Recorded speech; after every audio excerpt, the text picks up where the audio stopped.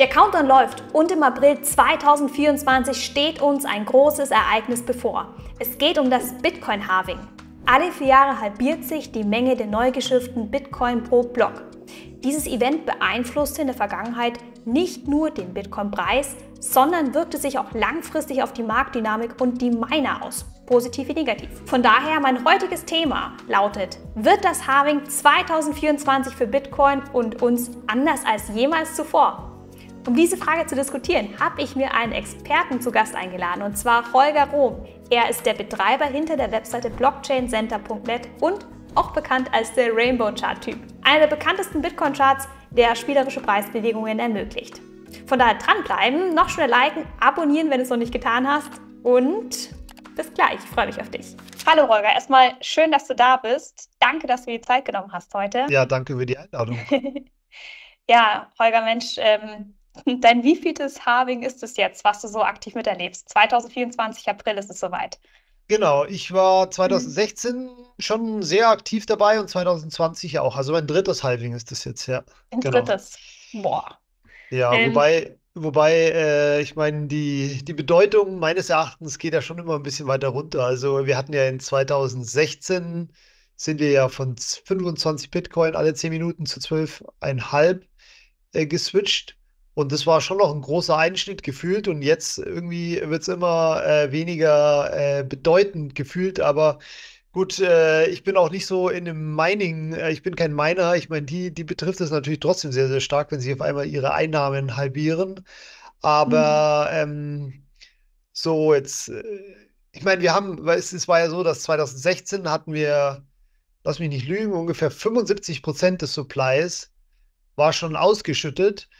Zum Mhm. 2020er Halving waren es dann irgendwie 85% und jetzt sind es irgendwie 94%. Also jetzt sind wir ja schon bald an dem Punkt, wo es sich die Kurve immer weiter abflacht und ja nur noch sehr wenig neue Bitcoin dazukommen. Ja. Mhm. Das ist ganz gut, eigentlich mir schon ein bisschen vorweggenommen. Wir wollen heute so Ah, ein bisschen okay. so das Thema diskutieren, Ja. wie sich das Halving 2024 auswirkt auf sämtliche Themen.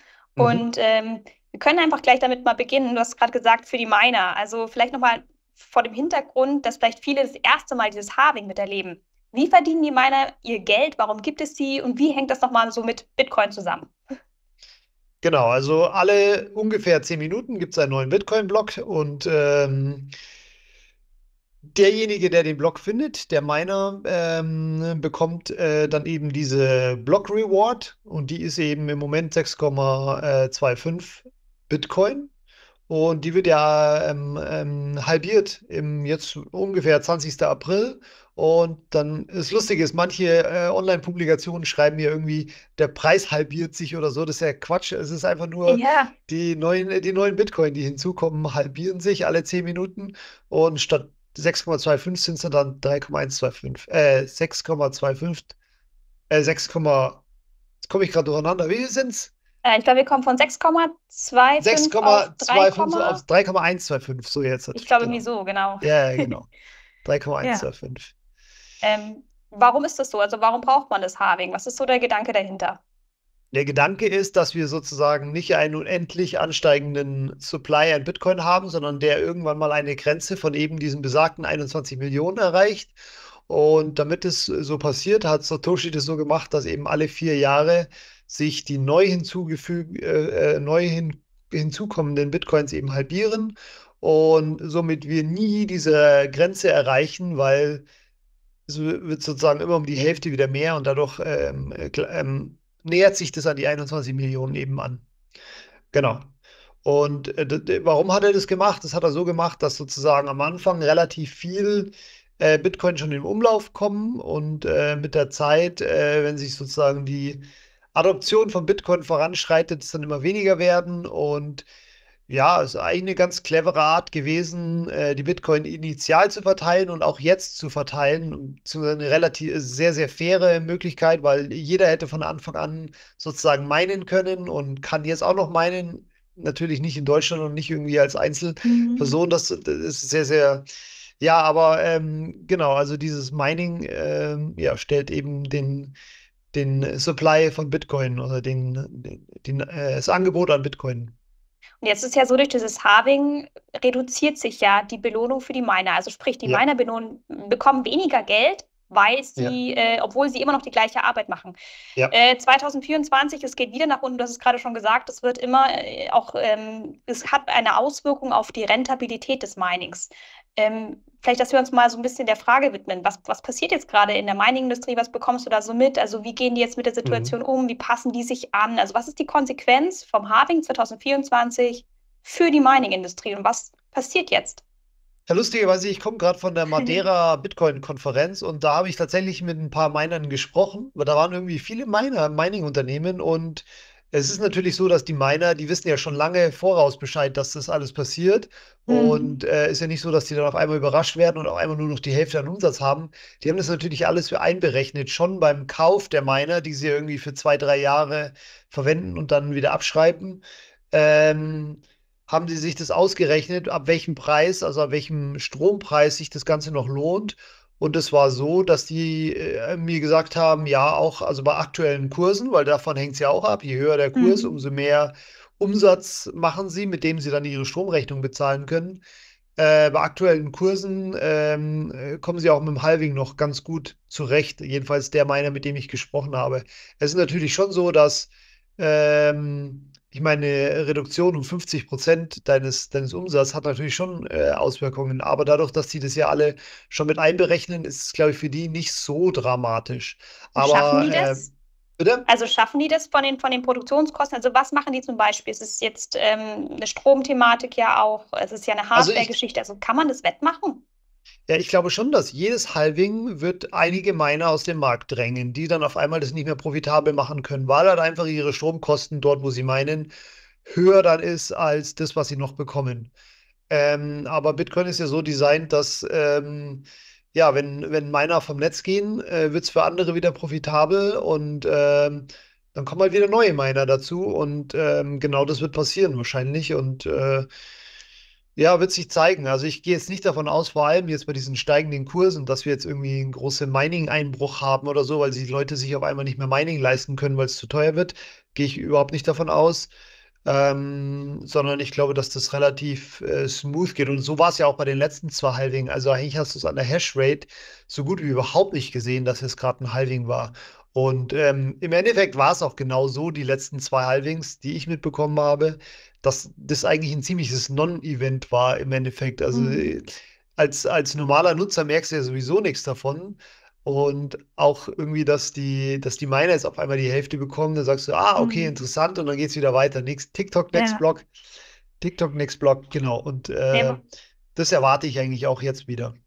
du hast es gerade schon gesagt, das eine ist ja das Thema, es muss der Preis steigen und trotzdem, auch wenn vielleicht es ein Non-Event für die Miner ist, ist ja trotzdem im Fokus des allgemeinen Interesses, der Ja, Preis steigt und ja. ja, das Halving hängt ja trotzdem mit einer Preisbewegung zusammen und ja, als jemand, der die Webseite Blockchain Center.net betreibt und den Rainbow Chart hat, kannst du vielleicht uns mal ja, die Preisdynamik, die Preisbewegung von Bitcoin rund ums Halving erklären, auch wenn es vielleicht für die Miner weniger interessant ist?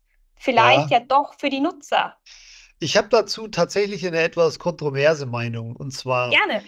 ähm, ich weiß, in den Medien wird immer gern oder auch überhaupt in der ganzen Bitcoin-Szene wird immer ganz gern sozusagen dieses Narrativ vertreten, okay, nach dem Halving dauert es ein bisschen und dann wirkt sich sozusagen diese Angebotsverkürzung auf den Preis auf und wir haben höhere Preise und so weiter. Und in den vergangenen zwei Zyklen war das ja auch so, dass irgendwie ein halbes Jahr oder so nach dem Halving hatten wir Preisanstiege und so weiter. Aber meine Theorie ist, dass das überhaupt nichts mit den Halving zu tun hatte, sondern Sondern? dass im Endeffekt die Preisdynamik, die wir gesehen haben, oder die letzten zwei Bubbles im Endeffekt, ähm, viel, viel mehr Nachfrage getrieben ist als angebotsgetrieben. Also nicht vom Angebot, was gerade auf dem Markt verfügbar ist, sondern anhand von der Nachfrage, was die Leute hatten. Also wir hatten zum Beispiel in 2016, da war das letzte Halving, da hatten wir 2017, da ging dann der Preis hoch. Und da hatten wir halt diesen Mhm. ICO-Hype und da ging alles so krass hoch und ich glaube einfach nicht, dass das was mit dem Halving zu tun hat, sondern wir hatten halt zufällig jetzt dann gerade ein halbes Jahr danach eben diesen ICO-Hype, der alles Die Preise hat explodieren lassen und Bitcoin war auch schon wieder ein bisschen mehr im Mainstream und so weiter. Und das hat natürlich Nachfrage nach Bitcoin erzeugt. Und diese Nachfrage hat dann dafür gesorgt, dass der Bitcoin-Preis so stark gestiegen ist in 2017. Und dann hatten wir das Gleiche in 2021. Da war es dann aber eher so mit der DeFi Summer, wenn du dich Hm. erinnerst. Und dann kam dann auch irgendwann El Salvador, Michael Saylor hat angefangen, Bitcoin zu kaufen. Und das waren alles sozusagen diese Narrative, wo ich der Meinung bin, dass die eben die Nachfrage nach Bitcoin so sehr erhöht haben, dass dann eben der Preis gestiegen ist und es eigentlich weniger damit zu tun hat, wie viel Angebot es am Markt gab. Also man kann Also wie wirklich viel. sagen, mehr psychologisch. Ja, genau. Aber wir können trotzdem mal auf den Rainbow Chart schauen. Ich würde den mal teilen kurz, Genau, gerne. falls die niemals noch nicht gesehen hatte, weil da sieht man eigentlich die Halvings, die habe ich ja da auch eingezeichnet. Siehst du es ja, genau. Mhm. Ähm, so, es sieht natürlich in diesem Chart schon so aus, dass wir immer ein Halving haben und danach explodiert der Preis. Das gebe ich ja auch zu. Aber wie gesagt, meine Theorie ist eigentlich, dass das eher mehr Zufall ist, als dass das was mit dem Halving direkt was zu tun hat. Und genau, wir hatten das 2012 gesehen, wir haben das 2016 gesehen, dass danach hochgeht. Und wir haben das 2020 so gesehen. Und jetzt ist aber so, dass es schon vor dem Halving losgeht.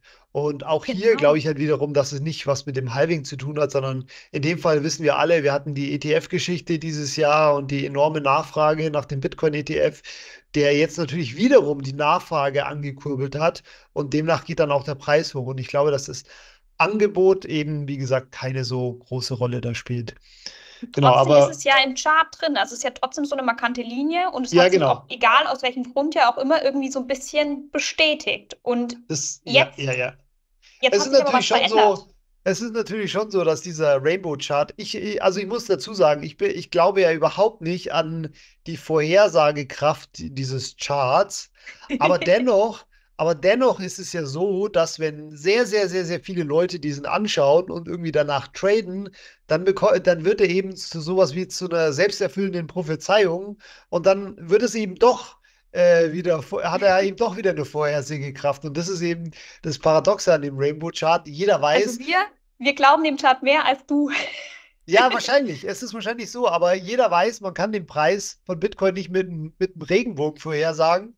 Aber irgendwie hat er ja doch immer gepasst. Und das ist ja Ja. das, was den so beliebt gemacht hat in der Vergangenheit, dass irgendwie jeder sieht, es ist so easy. Ich muss nur beim Blauen kaufen und beim Roten verkaufen. Aber wenn alle das halt so machen, dann funktioniert das halt auch.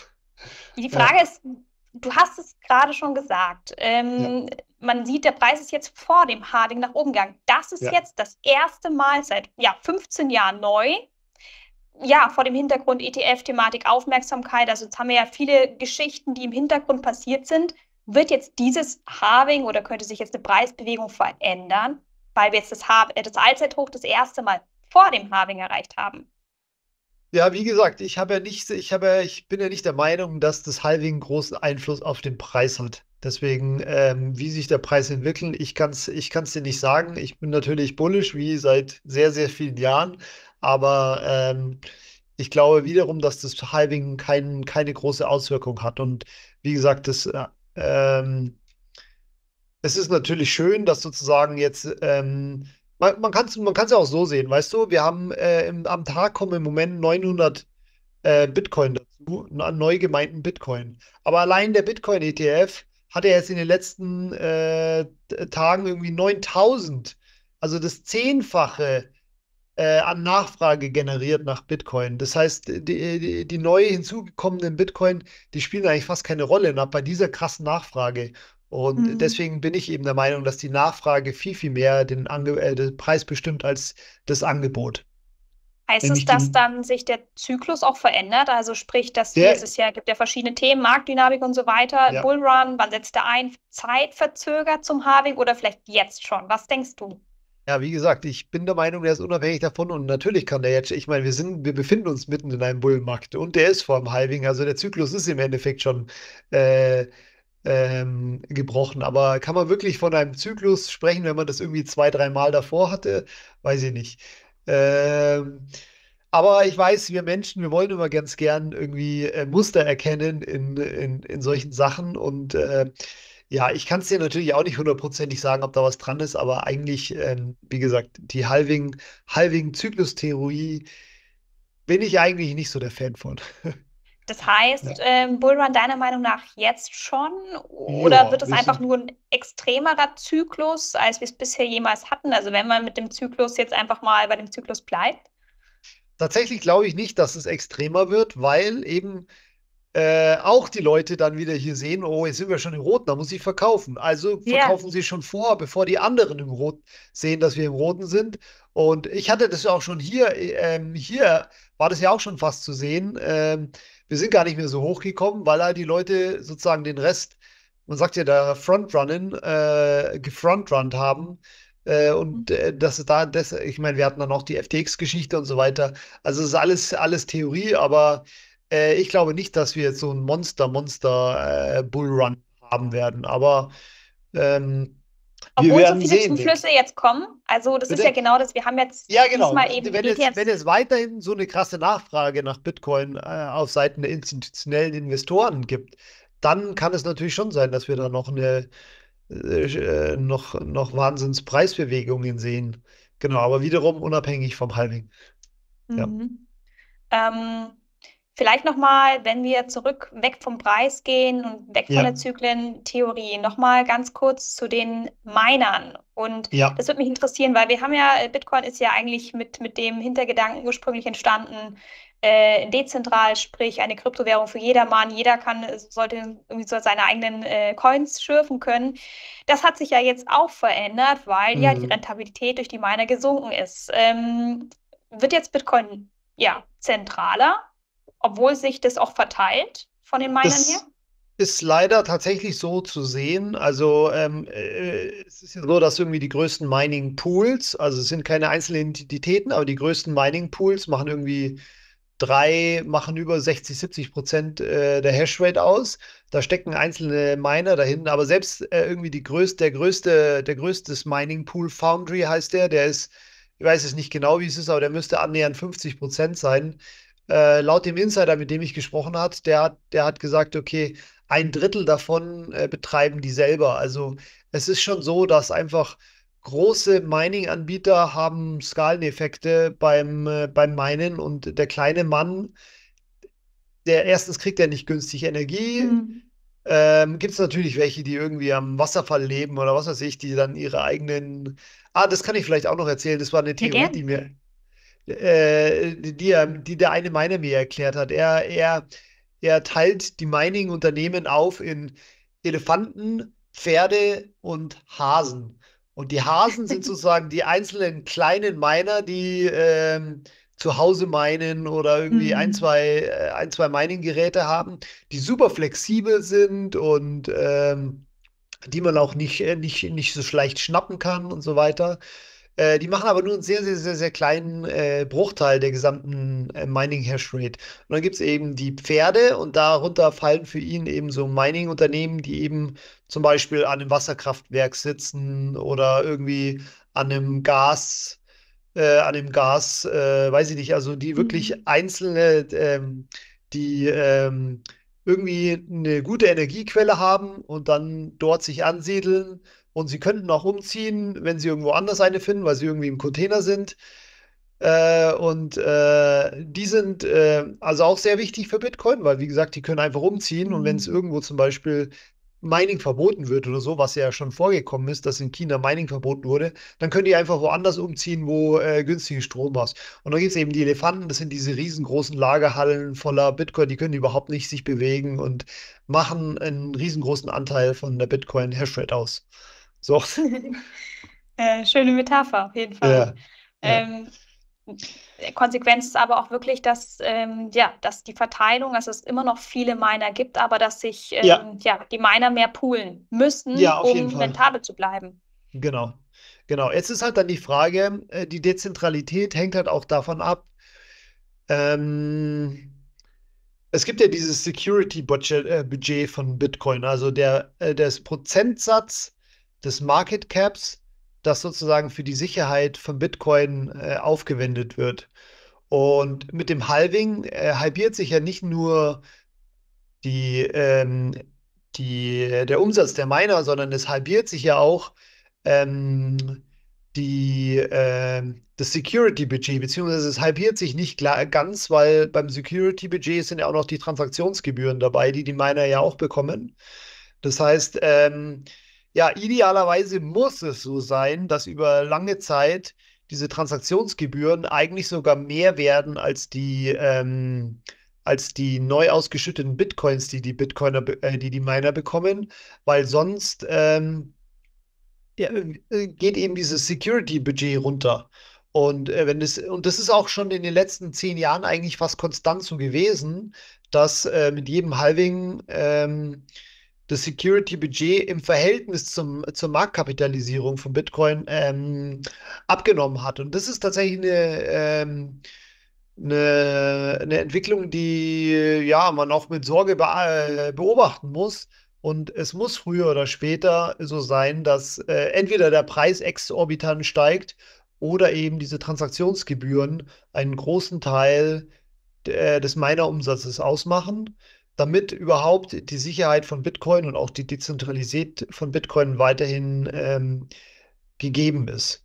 Das Genau. bedeutet doch dann, dass das Halving 2024 doch ein anderes Halving ist als die anderen jemals zuvor, weil wir uns weg von Bitcoin als Zahlungsmittel und als Transfermittel hinbewegen Richtung Thema Wertspeicher. Ein Nutzer fängt Mhm. an, weil der Preis muss A teurer werden, Ja, B, die Transaktionsgebühren müssen auch teurer werden, damit überhaupt sich das alles rentabel nutzt und zugleich die Sicherheit eben bestehen bleibt. Sprich, letzten Endes wird dann doch das Halving sich so weit auf Bitcoin auswirken, dass ja, Bitcoin immer mehr als Wertspeicher ja, präsentiert wird und eigentlich ja. weg von diesem ursprünglichen Gedanken geht.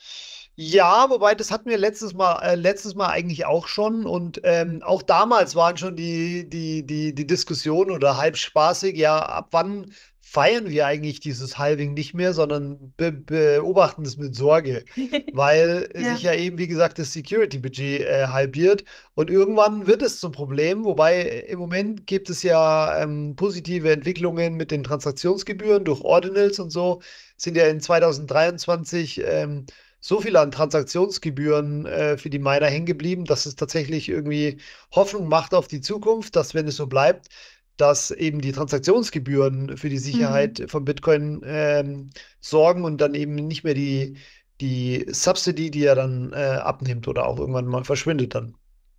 Genau. Ähm, Nochmal für mein Verständnis, Security Budget, ganz Das kurz, was ist das für ein Budget? Was Security bedeutet das? Budget ist sozusagen das, das, was die Miner bekommen, um das Netzwerk sicher zu halten, also um Okay. nicht angreifbar zu sein. Und das Security Budget ist sozusagen die, die Miner, wie heißt denn das deutsche Wort Subsidy? Was ist denn das? Die Miner-Belohnung? Die Mhm. Miner-Belohnung in den neu geschöpften Bitcoin plus die Transaktionsgebühren. Genau. Das ist das Security-Budget von Bitcoin. Also das steht sozusagen als Okay. Geld zur Verfügung, um die Sicherheit von Bitcoin aufrechtzuerhalten. Genau. Genau, die Rewards, die gehen nach unten und deswegen müssen die Transaktionsgebühren nach oben gehen. Und deswegen Genau. man erfindet neue Anwendungen auf der Genau. Bitcoin-Blockchain wie die Ordinals, das sind ja die NFTs, Ja, in dem Sinne von Bitcoin, damit die Menschen und die Nutzer trotzdem das Netzwerk benutzen, Transaktionsgebühren bereit sind zu zahlen und das Geschäft sicher und profitabel zugleich bleibt. Das ist so, genau. was Das wir wäre der sagen. Idealfall, ja, genau. Genau, Ja. genau. Ja, Ist für dich ja. jetzt dann, wenn wir das Ja. ganze Thema nochmal so zusammenfassen, Halving macht eben was mit den Preisbewegungen, ob das jetzt mehr psychologisch oder aufgrund der Knappheit bedingt ist, das sei dahingestellt. Das andere ist Miner, Dezentralisierung, Security, Transaktionsgebühren. Ist für dich jetzt dieses Halving 2024 abschließend anders als jemals zuvor? Ist es für dich gut? Ist es schlecht? Und warum? Eigentlich ist es für mich nicht anders. Nee, genau. Also eigentlich nicht. Man muss ja auch dazu sagen, vor 4 Jahren waren wir 2020. Ja, also es ist ja so, dass sozusagen die absoluten, also der Dollarwert des Miner-Umsatzes, der hat sich ja eigentlich ja ganz gut entwickelt. Weil die bekommen jetzt viel, viel mehr in Dollar gerechnet als in 2020, in 2016, in 2012. Die bekommen sehr, sehr viel mehr. Es ist ja nur so, dass sozusagen gleichzeitig auch die Marktkapitalisierung steigt und man sozusagen annimmt, wenn die Marktkapitalisierung annimmt, dann sollte eigentlich auch die Miner-Umsatz steigen, damit es irgendwie in einem Verhältnis sind und die weiterhin irgendwie einen bestimmten Prozentsatz der Marktkapitalisierung für die Sicherheit aufwenden. Und ja, aber eigentlich ist für mich dieses Halving nicht besonders anders als die anderen. Und das Entscheidende ist tatsächlich sozusagen die Narrative darum, die in den Medien Mhm. gesponnen werden, wenn die halt schreiben, ja, Bitcoin Halving und Preis halbiert sich. das Angebot halbiert sich, der Preis halbiert sich, was sie auch teilweise schreiben, dass dann Ist nicht so. sozusagen wieder mehr neue Leute Interesse an Bitcoin haben und dann reinkommen und dann Ja. Nachfragen generieren. Das ist dann das Entscheidende, was meines Erachtens passieren könnte, ja. Also für Genau. dich ist das Halving vielleicht nicht anders, aber so dadurch, dass eben wirklich so viel passiert, durch die Aufmerksamkeitsschwelle, durch das Halving, einfach weil das Genau, Event einfach stattfindet, genau, genau, wird die Nachfrage erzeugt und ja, dadurch ist genau. doch wieder irgendwie alles so wie dein Rainbow Chart es zeigt, bestätigt Ja, sich. genau. Könnte sein, genau. Ich bin auch Ja. gespannt. Ich mache immer so Google Trends Auswertungen, Mhm. wie das Interesse nach bestimmten Themen ist. Und ich kann mich erinnern, beim Halving 2020 war halt das Interesse deutlich, also das ist sozusagen Interesse der Allgemeinheit. Und es war halt deutlich, deutlich über 2016. Und ich gehe davon aus, dass 2024 schon auch nochmal deutlich, deutlich über 2020 ist. Und daran siehst du eigentlich, okay, wie viele Leute interessieren sich gerade für das Thema und dann halt auch für Bitcoin. Ja. Schön. Ja. Ja, Holger, dann hoffe ich, dass man sich auch nach dem Halving weiterhin für Krypto und für Bitcoin interessiert. Mhm. An der Stelle, das war's auch schon. Na, wenn jetzt ihr da draußen Fragen habt oder Feedback an uns, an Holger oder an mich, gerne schreiben. Mal in den Rainbow Chart gucken. Es ist, wie wir gerade mitbekommen haben, es bestätigt, ob man möchte oder nicht, sich in vielen Fällen dann doch. Und ja, vielen, vielen lieben Dank, dass du dir heute die Zeit genommen hast. Gerne. Hat mir echt Spaß gemacht und war sehr, sehr interessant für mich. Und danke dir für die Insights. Gerne. Ciao, ciao. Macht's gut. Ciao.